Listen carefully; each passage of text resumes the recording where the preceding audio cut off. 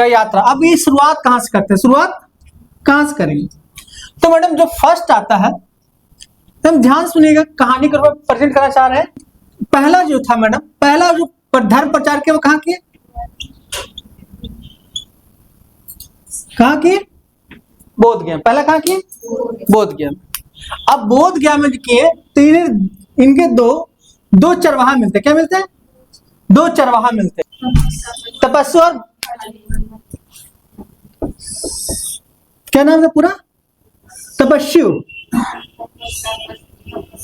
और क्या नाम था एक का? भल्लिक। हाँ भल्लिक ही, भल्लिक। अब देखिए यहाँ पे कहानी है प्रीति मैम, सुबह में थोड़ा सा ध्यान दीजिएगा। यहाँ पे क्या था कि महात्मा बुद्ध जब बोध गया में ज्ञान की प्राप्ति की, ज्ञान की प्राप्ति की, तो उनका एकमात्र, जब ज्ञान की 8वां दिन ज्ञान की प्राप्ति की तो उन्हें लगा कि हम किसी को कुछ बोलेंगे नहीं, हम पहले अपने गुरु के पास जाएंगे और उनको ही बताएंगे, मतलब अलार कलाम और रुद्रक रामपुत्र, उनके पास जाएंगे, उनको बताएंगे मुझे ज्ञान की प्राप्ति हो गई। और इसलिए वो कुछ किसी को बोल नहीं रहे थे। लेकिन रास्ता में जब वो जा रहे थे तो दो चरवाहा अपने अलग अलग मार्गों पर बात करते बात, तो ज्ञानी व्यक्ति कुछ वो बोल दिए, बोले जीवन ऐसा है, जीवन ऐसा है, वैसा है, उनको समझाने लगे। चरवाहा बोला ठीक, कोई दिक्कत? चरवाहा पे जा, चरवाहा उनको बोला पहले पेट, पहले बाद में कोई और बात। तो वो सब बोले कि ठीक है, ठीक, हाँ। अब वो आगे बढ़ गए। तो किताब में लिखता है, आज से कुछ 5 साल पहले किताब है, कहा जाता है कि पहला धर्म, मतलब अपना उपदेश किसे थे? प्रथम उपदेश तो पहले था 5 सन्यासी, 5, अब वो चेंज हो गया, अब वो चेंज हो किसका? तो प्रथम इन दोनों को क्या दिए? प्रथम उपदेश दिए। लेकिन ये हमरे टाइप के थे, वे कोई दिक्कत नहीं है, ठीक है, जीवन चलना चाहिए, पहले पेट पूजा, पहले पेट पूजा। इंसान के लिए क्या मैडम? सबसे पहले आर्थिक स्थिति ठीक होनी चाहिए। अब बेचारा चरवाहा है, आर्थिक ठीक होगा? नहीं होगा। अब ये चल गए यहां से, जब बोध गया गए, बोध गया गए, तो बोध गया मतलब बोध गया, देखिए मैडम हम बोध गया वर्ड इसलिए बार बार बोल रहे हैं, आप बोले सर बोध गया तो नाम नहीं था उस समय, गया नाम था, और गया का नाम उरुवेला था, उरुवेला गया का नाम। तो आप गलत नहीं समझिएगा, हमने कहा कि जैसे ही ज्ञान प्राप्त किया तो बुद्ध हो गए, तो बुद्ध से बोध गया, बोध ज्ञान का बोध हुआ, ज्ञान का। उरुवेला में कहां पे? निरंजन नदी के किनारे जब ज्ञान की प्राप्ति हुई तो पूरे नाम इन्हीं के नाम से, इनके नाम से पूरा गांव तो बोध हो गया। क्या हो गया? बोध गया। गया का एक छोटा सा भाग को कह दिया बोध गया। अब बोध गया मतलब गया से ही वो आगे बढ़ते, कहां बढ़ते मैडम?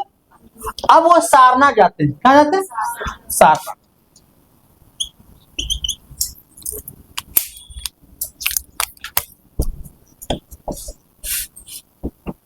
सारनाथ जाते हैं, सारनाथ जाते हैं। अब सारनाथ में वो 5 ब्राह्मण मिले थे। बोध गया के बाद कहां गए? और सारनाथ में किससे मिले? 5 ब्राह्मण से। और इस 5 ब्राह्मण का नाम केवल और केवल, पहला का से कौंडिया, एकदम आराम से कौंडिया, ये पूछता है मैडम। दूसरा बद्रिया, तीसरा क्या है प्रीति मैम?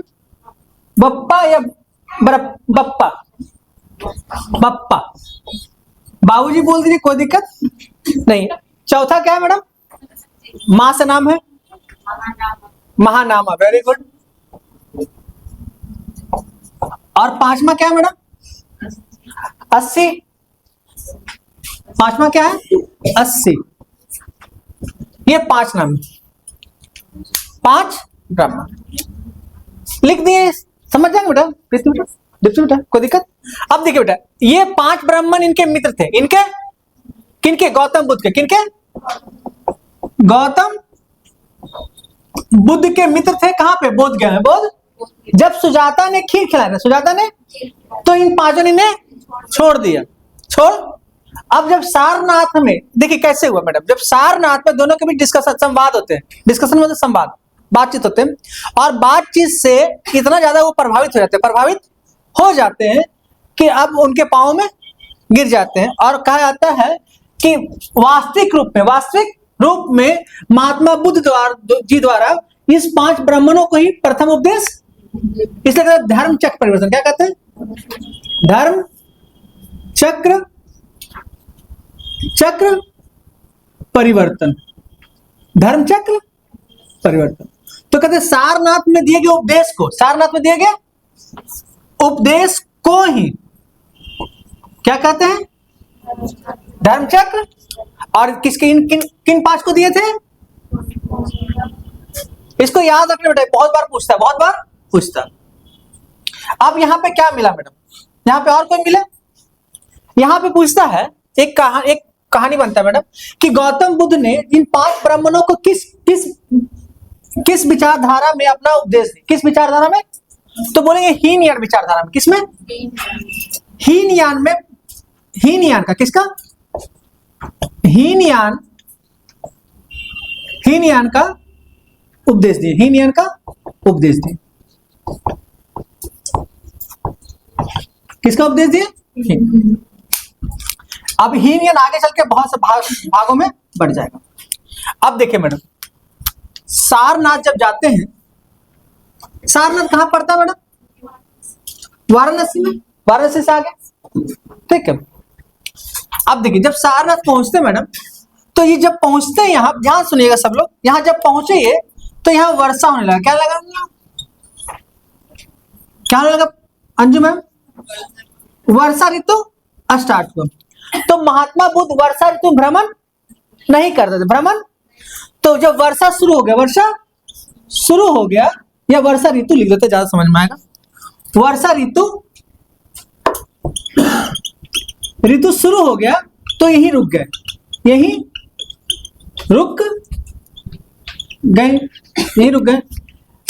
जहां रुकते हैं, रुक गए, उसको क्या कहते हैं मैडम? वर्षावास। क्या कहते हैं? जहां ठहरते हैं बरसात के मौसम में, बरसात के उस स्थान को कहते हैं वर्षावास। क्या कहते हैं? वर्षावास। मतलब वर्षा में वास कर गया, वर्षा में। तो वर्षावास मतलब एक भवन बना हुआ, एक कुटिया बना हुआ है, और कुटिया में वो अब 4 महीना वहीं रहेंगे वर्षावास में। तो क्वेश्चन ये नहीं मैडम, क्वेश्चन ये है रीता मैम कि महात्मा बुद्ध द्वारा प्रथम वर्षावास किस स्थान पे बिताया गया? सारनाथ। तो यहाँ हमको लिखना होगा प्रथम वर्षावास की, चल जाएगा, लिख लीजिएगा, लेकिन आप लोग अपने में गौतम बुद्ध द्वारा यहीं पर प्रथम वर्षावास बिताया गया,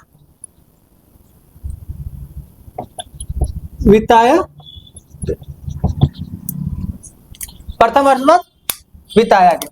क्लियर हो जाएगा ये? और कुछ लिखना है क्या? अच्छा, इसी में एक चीज नहीं, छोड़ देते हैं, फिर कंफ्यूजन बढ़ जाएगा। ये प्रथम हो गया मैडम, और ये अंतिम है। क्या मैडम? अंतिम वर्षावास। आप लोग अपने से, हम आगे भी पढ़ाएंगे, लेकिन लिख लीजिए प्रथम वर्षावास कहाँ मनाए? बोलिएगा कहाँ मनाए? साल। और अंतिम वर्षावास बोलिएगा वैशाली में। कहा? ये दोनों हम अलग पढ़ाना था मैडम, आगे पढ़ाना है, अभी बहुत बाद है, लेकिन यही पढ़ा दे रहे हैं, वहां ही पढ़ाएंगे वैशाली में। अभी हम जो उनको भवन मिलता था वो हम नहीं बता रहे कि बेलूग्राम बिहार है, बेलूग्राम। तो ये भी क्वेश्चन पूछा हुआ मैडम कि अंतिम वर्षावास किस, ये क्या कहते हैं उसको, बिहार में बना, किस बिहार में? तो बेलू। तो ये आप लोग के लिए बेटा क्या लिखेंगे? बेलूग्राम बिहार,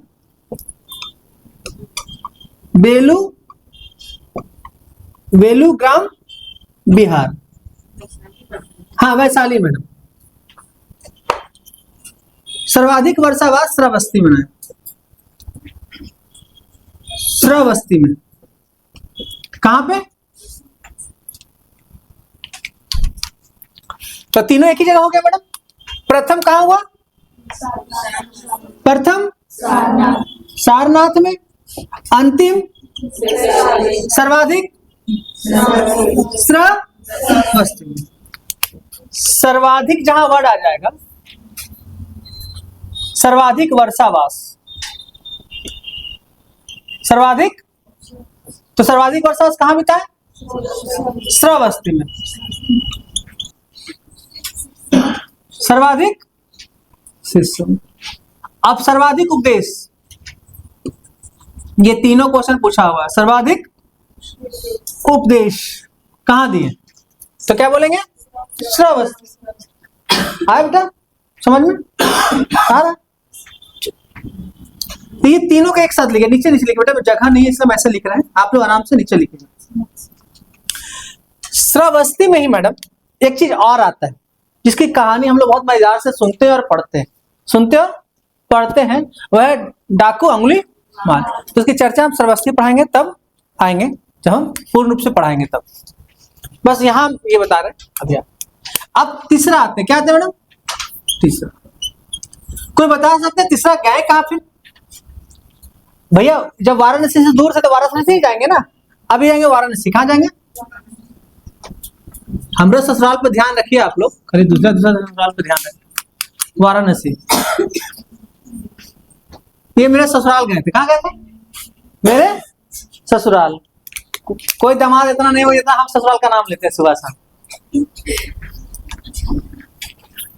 मैं दामाद से पूछे ससुराल जाने का तो बहुत टेंशन, बहुत।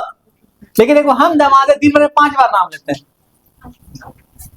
लेकिन जाते नहीं, अलग बात है। लेकिन नाम लेते हैं ना। वाराणसी, वाराणसी में क्या गए मैडम? वाराणसी इसलिए प्रसिद्ध है प्रीति मैम कि यहाँ इस नाम यश नाम के श्रेणी मिले थे। क्या मिले थे? यहीं पर उन्हें यश नाम के श्रेणी मिले। राइटिंग पीछे दिख रहा बेटा? क्या और बड़ा कर दे? थोड़ा बड़ा कर दे, चलिए। यश नाम के श्रेणी मिले, और श्रेणी मतलब व्यापारियों के समूह को, या व्यापारियों के हेड को श्रेणी कहते हैं। तो व्यापारियों के समूह के हेड थे, व्यापारियों के समूह के हेड। व्यापारी समूह के हेड कौन थे बेटा? के हेड। और ये हेड थे यस। अब बड़ा बड़ा लिखना है, बहुत छोटा लिखना है। Head yes. अब यस क्या किया मैडम? दीक्षा प्राप्त कर लिए बुद्ध से। क्या प्राप्त किए? दीक्षा प्राप्त की। अब दिख रहा बेटा? और बड़ा कर दे। दीक्षा प्राप्त की मतलब अब शिष्य, मतलब ये नहीं कि सब चीज छोड़ छोड़ करना है। दीक्षा प्राप्त की। क्या बोल गया? ठीक है, आप हम आपके विचारों को फॉलो करेंगे, विचारों को फॉलो करेंगे, मतलब आपके धर्म को हम स्वीकार करते हैं। अब देखिए ये यश बनने के बाद ये बहुत बड़े व्यापारी थे, मतलब बहुत पैसे, तो इन्होंने बौद्ध धर्म के प्रचार के लिए कुछ ना कुछ देना शुरू किया, तो बौद्ध धर्म को विकास करने में आसानी होगी ना, आसानी होगी।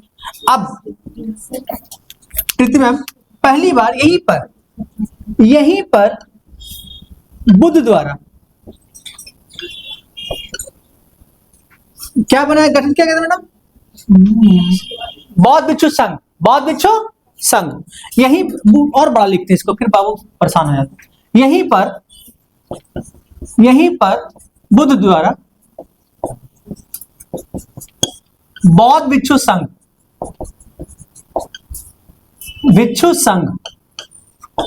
का स्थापना की।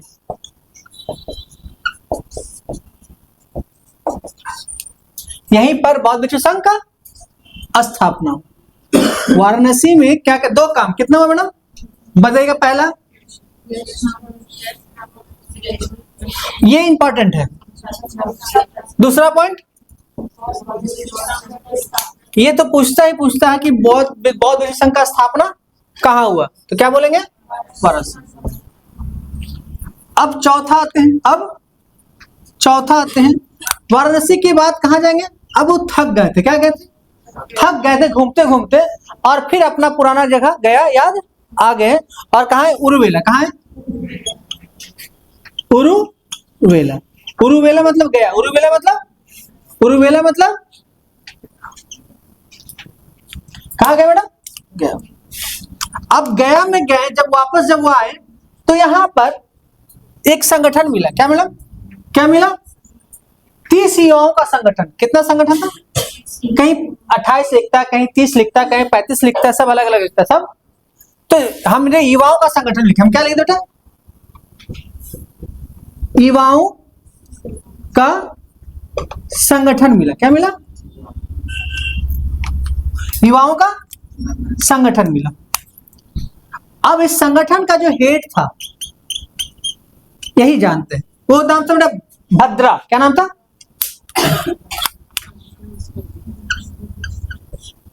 ऐसे भद्र है, क्या है बेटा?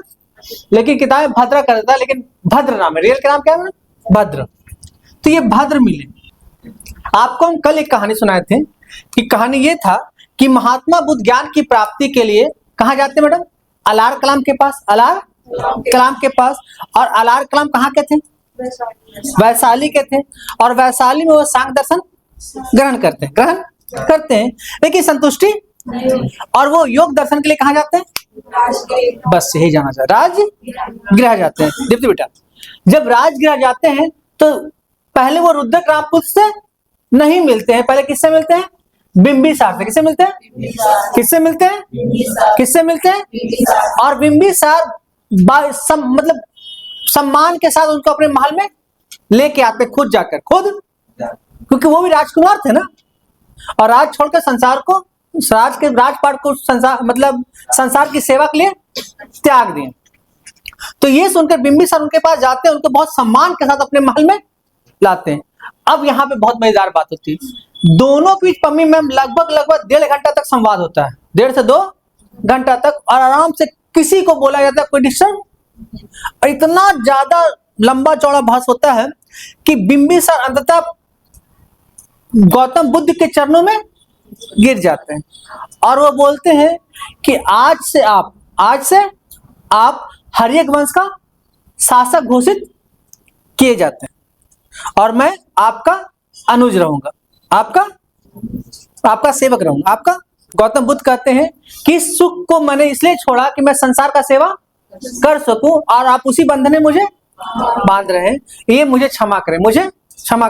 लेकिन आपने जो मुझे सम्मान दिया, आपने मुझे जो, वो मैं जरूर सूद के साथ तो वापस नहीं कर सकता, क्योंकि सम्मान कभी वापस होता नहीं है, लेकिन मैं ज्ञान प्राप्ति के बाद आपसे एक बार मिलने जरूर आऊंगा।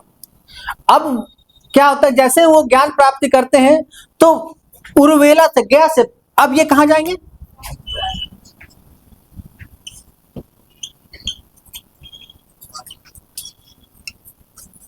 मेरी बात समझ मैडम, ये कहानी बन रहा है तो आपको बेटा परेशान नहीं ना हो रहा है? आप लोग परेशान हो रहे क्या? नहीं ना? देखिए विश्वजीत पहला कहां गया बेटा? वो फिर कहां गया बेटा? फिर कहां गया विश्वजीत? और राजगृह में शासक कौन थे उस समय जब पहली बार ज्ञान प्राप्ति नहीं हुआ था? ज्ञान प्राप्ति तब बिंबिसार। कौन थे? बिंबिसार, ठीक है ना? बिंबिसार। अब यहां पे आते हैं, तब शासक कौन रहेंगे?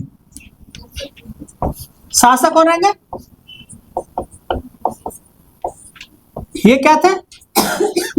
शासक, ठीक है मैडम। अब ध्यान देना, बिंबिसार के जो पुत्र थे, पहला पुत्र कौन? अजात शत्रु। और दूसरा पुत्र कौन? अभय। और एक पत्नी उनकी थी, उनका नाम था महाकौशला।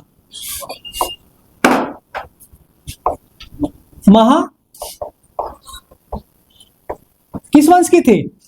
कौशल वंश की। ध्यान दीजिए बेटा। अब देखिएगा, इन चारों ने महात्मा बुद्ध से बौद्ध धर्म का दीक्षा ले ली। बौद्ध धर्म का कहां पे लिए? राजगृह में। कहां लिए मैडम? राजगृह में। तो अब देखिएगा, अब ये शासक वर्ग किनका साथ देंगे? राजा का साथ देंगे ना। जब एक शहर में राजा का पुत्र और राजा का पत्नी सब बौद्ध धर्म ग्रहण कर लिए, तो उस पूरे क्षेत्र में बौद्ध धर्म को आजादी हो गया और प्रचार बहुत आसानी से होने लगा। क्या मैडम? अब देखिएगा, यहीं पर उन्हें दो ब्राह्मण मिलते हैं। क्या मिलते हैं? उसका नाम क्या रहता है मैडम? एक का नाम था एस से, हाँ, एक का नाम एस से सारिपुत, बहुत अच्छा, मोदगलायन। दूसरा रहता है मोदगलायन। मोदगलायन ये दोनों ब्राह्मणों को बौद्ध धर्म का दीक्षा देते हैं, और ये सारिपुत बाद में बहुत सारे पुस्तक लिखेंगे मैडम। ठीक है, अब आते हैं यहां से हो गया। अब देखिएगा, आपको लगता होगा सर ठीक है, हमको आपने सही बताया कि आप बिंबिसार अजातशत्रु अभय और उनकी पत्नी ने बौद्ध धर्म ग्रहण कर लिए, तो इनकी और एक पत्नी थी चेटक की भांति चलना, और उनके दो पुत्र हल और, तो क्या उन्हें ग्रहण किए होंगे? तो जी नहीं किए थे, वो जैन धर्म को जैन धर्म को आया समझ में अंतर? क्लियर हो गया? तब यहाँ नहीं लिखते क्योंकि वो बौद्ध धर्म संबंधित नहीं, इसलिए हम यहाँ नहीं लिखे मैडम। इसलिए हम ये मात्र 1, 2, 3 और 4 लोग को लिए जो बौद्ध धर्म स्वीकार किए। क्लियर हो गया मैडम? तो कंफ्यूज नहीं होता कि सर आपने एक पत्नी को छोड़ दिए, कौन पत्नी को? मतलब हम मेरी एक ही पत्नी है भाई, कोमल टेंशन में आ जाती है। ठीक है, अब आते हैं मैडम यहाँ पे। अब देखिएगा, यहां पर बिंबिसार ने महात्मा बुद्ध के लिए, बिंबिसार ने महात्मा बुद्ध के लिए एक विहार बनाया, जैसे कहते हैं बेलूवन। क्या कहते हैं मैडम? यहां पर यहीं पर एक वन बनाया। क्या बनाया? रहने के लिए, उसको कहते हैं बेलू वन विहार। देखिए, विहार मतलब जहां पर वर्षावास है, वर्षावास में सन्यासी लोग आकर ठहरे, अपना भोजन करे, अपना नित्य जो भी पूजा पाठ है वो करे, आश्रम टाइप का। ठीक है बेटा, बिहार में समझ गया? इसलिए बिहार का नाम बिहार पड़ा कि वहां बहुत ऐसा आश्रम है, बहुत ऐसे आश्रम है, इसलिए बिहार का नाम मतलब भ्रमण करने वाला जगह, आनंद करने वाला जगह है बहुत। अब राजगृह के बाद कहां जाएंगे प्रीति मैम, बता सकते हैं? जब राजगृह पहुंचे तब राजगृह के बहुत नजदीक ही उनके अपने पिता का घर था, कपिलवस्तु। कहां था? कपिलवस्तु। आप जब भी हम मैप पढ़ा रहे थे तो मगध से हमेशा ऊपर दिखाते थे शाक्य गणराज, शाक्य कौशल का ही भाग था ना मैडम।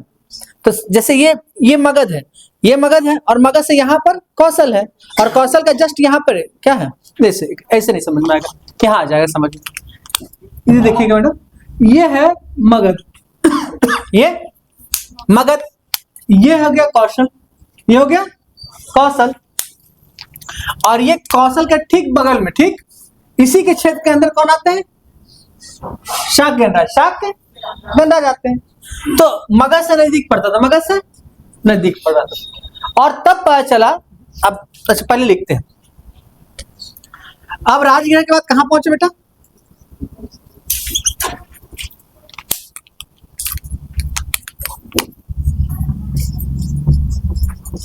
कपिल वस्तु। कहां पहुंचे?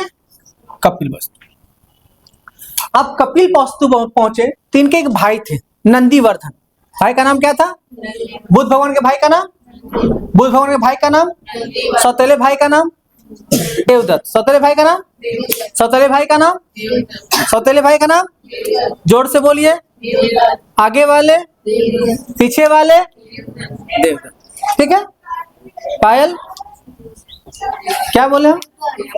और भाई का नाम?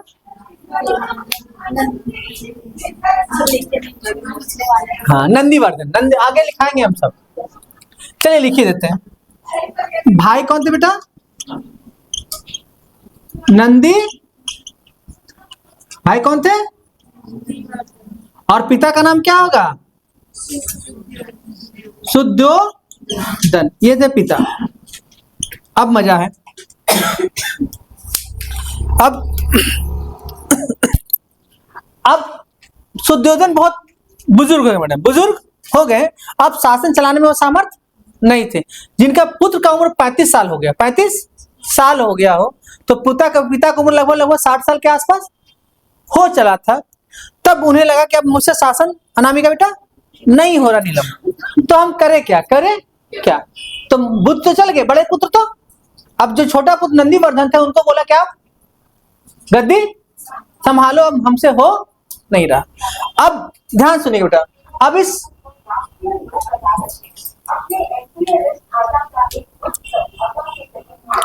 अब इन साक्य सुद्योधन ने अपने बड़े मतलब अपने पुत्र नंदीवर्धन को गद्दी बैठाने के लिए, गद्दी पर पूरे साक्य गणराज पूरे दुल्हन की तरह सजा दिया, दुल्हन की तरह सजा दिया कि एक नया राजा आपको मिलने वाला है, इसका नाम है नंदीवर्धन। ठीक कहा गया कि तभी दुर्भाग्य से या सौभाग्य से राजगृह से कपिलवस्तु जाने लगे। कौन? महात्मा बुद्ध। और रास्ता में अनुपिया नामक स्थान पे, जो अनुपिया नहीं बताए थे बॉर्डर, वहां पे कौन नदी है? अनोमा नदी। अनुपिया नामक स्थान पर महात्मा बुद्ध आकर रुक गए, और लोगों को पता चला कि सिद्धार्थ पुनः इस महल में प्रवेश भगवान के रूप में, इस शहर में या इस गांव में महात्मा बुद्ध मतलब सिद्धार्थ भगवान के रूप में प्रवेश कर रहे। अब जो लोग नंदीवर्धन के राजपोष के लिए आए थे, वो इनके राजपोष को छोड़कर माता बुद्ध को देखने, और पूरा का पूरा महल वीरान हो गया। अनुप्रिया नामक स्थान पर नंदीवर्धन भी उनसे मिलने के लिए जाते हैं, लेकिन पिता होते, पिता बोलते हम बेटा से मिलेंगे, जाके मिले क्यों, हम पिता है, हम मेरे पिता है भाई, स्वाभाविक है वो ईगो तो रहेगा कि तुम मेरा बेटा, हम तुम्हारा बेटा, और पिता होने के नाते हमें इतना गर्व होना भी चाहिए कि हम तुमसे छोटा नहीं, हम मिलेंगे ही नहीं, तुम चाहे कुछ बन जाओ, पिता हम पिता नहीं। तो वो गए नहीं, सुद्योधन महल में ही रह गए, और इनके साथ साथ इनकी पत्नी यशोधरा और पुत्र राहुल भी नहीं गए। बोले हम क्यों जाएंगे, हमारे से बोल के नहीं है तो छोड़ दिया, जब तुरंत मिले जी हमारे सुतले में छोड़ देनी है, सुतले में छोड़ देनी है, तो कैसे तरह मिले लगी, तो कोई रिश्ता हमारा नहीं हो, तो चल गए। लेकिन जैसे नंदीवर्धन अनुपिया नामक स्थान पे पहुंचे और दोनों भाइयों में संवाद मतलब बेटा डिस्कशन होता है, बातचीत होता है, और नंदीवर्धन बहुत प्रभावित, और तभी उन्हीं के चरणों में नंदीवर्धन गिर जाते हैं और वही बौद्ध धर्म दीक्षा ले लेते हैं। अब नंदीवर्धन अपने भाई को लेकर महल की ओर प्रस्थान करते हैं, और तब तक पिता को यह पता चलता है कि अब संसारिक सुख को नंदीवर्धन ने भी त्याग, और पिता को काटो तो खून नहीं, जो ये सोच रहा था कि मेरे जानने के बाद कोई तो मेरा साम्राज्य को संभाल पाएगा, और वो भी इस बड़े पुत्र ने उसे भी हमसे दूर कर दिया। तब महात्मा बुद्ध आगे जा रहे, पीछे से आवाज दी सुद्योधन कहाँ जा रहे? बोले सिद्धार्थ। तो सिद्धार्थ सुने नहीं, फिर वो सिद्धार्थ सुन, क्योंकि उनको थोड़ी पता गौतम बुद्ध है, एक पिता के लिए तो वो पुत्र ही रहेंगे ना, तो रुक गए। तो बोले कि अब तुम मेरे पुत्र हो। बोले मैं अब आप किसी का पुत्र नहीं हूं, अब मैं संसार का पुत्र हूं, अब मेरे लिए किसी एक व्यक्ति एक परिवार बहुत महत्व, अब मुझे संसार का कल्याण करना है, आप मुझे आशीर्वाद दे। तो पिता कैसे देगा? जिस व्यक्ति ने पूरे जन्नत से मतलब बहुत तन्मयता से एक साम्राज्य को खड़ा किया है, और आप आए तूफान का तिनके तहत भागकर लेकर चले गए, और कैसे आपको वो आशीर्वाद देगा? वो मने भरे मन से कोई बात, दोनों बहुत देर बात हुई, और लास्ट में सिद्धार्थ एक ही बात बोले कि इस साम्राज्य को हमने पूर्ण रूप से खो दिया, क्योंकि अब मेरा कोई वंश नहीं। वहीं पर सिद्धार्थ ने एक वचन लिए और बोले, महात्मा बुद्ध एक वचन लिए कि अब बिना माता पिता के अनुमति के हम किसी को संघ में शामिल नहीं होने देंगे, और वहां से वापस वो चल देते हैं अपने भाइयों, और अपने वापस अनुपिया नामक स्थान पे आते हैं, और अनुपिया नामक स्थान पे आते हैं। कहां आते मैडम? अनुपिया, यह स्थान बेटा, क्या बेटा? स्थान। और यहां पर अपने 4 पुराने मित्र आनंद, क्या मैडम? आनंद, और क्या है? और को बता सकते हैं क्या? क्या मैडम? देवदत्त, जो सौतेला भाई था। और एक का नाम बताइए मैडम। अनिरुद्ध। क्या बेटा आ रहा नीचे? बेटा ऊपर कर दे, आ रहा नहीं आ रहा ना, ऊपर कर देते हैं। एक था अनिरुद्ध, ये देवदत्त आ रहा, राहुल देखो तो पीछे जाए, अनिरुद्ध, ये 4 लोग थे, ये 4 लोग। अब इस 4 में सबसे प्रिय शिष्य कौन थे? सबसे प्रिय शिष्य आनंद थे। और आनंद ने ही लिखा सूत पिटक। क्या लिखे? सूत पिटक। कौन लिखे? सूत पिटक। और उपाली ने लिखे विनय पिटक। क्या लिखे? विनय पिटक। और सबसे बड़ा दुश्मन कौन थे? देवदत्त। कौन थे? देवदत्त हमेशा बुद्ध को अपने अपने नीचे देखना चाहते थे, लेकिन संभव नहीं हो पाया। नहीं, ऐसा कहानी है, वास्तव में है या नहीं है पता नहीं है। अब देखते हैं मैडम यहां के बाद यहां तक समझ में आया बेटा कुछ?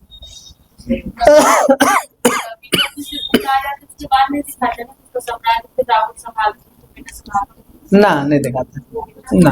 उसके बाद क्या होता है? अच्छा अच्छा, अरे भाई ये तो बोलना ही भूल गया, हम यशोधरा को छोड़ दिए, बताइए तो। यशोधरा को हम छोड़ दिए। जब कपिल वस्तु में पहुंचे तो अब पत्नी के पास से जाने ज्ञान की प्राप्ति किए हैं तो भिक्षा तो लेना ही होगा घर से। अब घर में पिता से भिक्षा तो ले लिया, भिक्षा तो माँ से भिक्षा, सौतेली माँ गौतमीपुत्र उसी भिक्षा ले लिए। लेकिन आप जिनके साथ आपका विवाह हुआ सबसे बड़ा तो आपको उन्हीं से, अब तो किससे मिलेंगे वो? यशोधरा से। तो ऐसे ठक ठक दरवाजा पे नॉक किए, बोले कौन? तो मैं बुद्ध, मैं बुद्ध। तो क्या लेने आए? बोले तू आप मतलब भिक्षाम दे, भिक्षाम दे। तो मैं देने वाला कौन हूं? देने वाला। तो बहुत ज्यादा संवाद होता है। तो बोले कि आपको अगर जाना ही था, आपको संसारिक सुख को त्याग करना ही था, तो हमको कम से कम एक बार बता देते, बता के ज्यादा दुख कम होता लेकिन आप तो भाग गए। तो क्या बता के जाते तो हमको नहीं जाने देते? तो महात्मा बुद्ध वहां बोलते ये भी हमें ज्ञान प्राप्ति होने के बाद ही हुआ कि हम बता के भी आप जा, अगर हम ज्ञान प्राप्त नहीं करते तो हमें भी पता नहीं चलता कि बता के जाते तो कोई दिक्कत नहीं था। लास्ट में यशोधरा और वो बहुत ज्यादा बहस नहीं की, लेकिन बाद में बौद्ध धर्म ग्रहण कर लेती है। राहुल इस चीज में पढ़ता नहीं है और अपने दादा के साम्राज्य को संभालने लग जाता है। हाँ, कुछ दिन बाद मरेगा, बुक आएगा फिर वो राहुल बाद। तो अभी तो हमको खाली कहानी को समेटना है, कहानी को कि सुनने में अच्छा लगे, सुनने में अच्छा लगे और क्वेश्चन छूटे ना।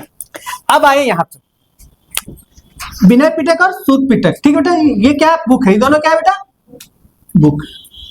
बुक। अब आते हैं आगे, इसको मिटा सकते हैं क्या बेटा? मिटा सकते हैं?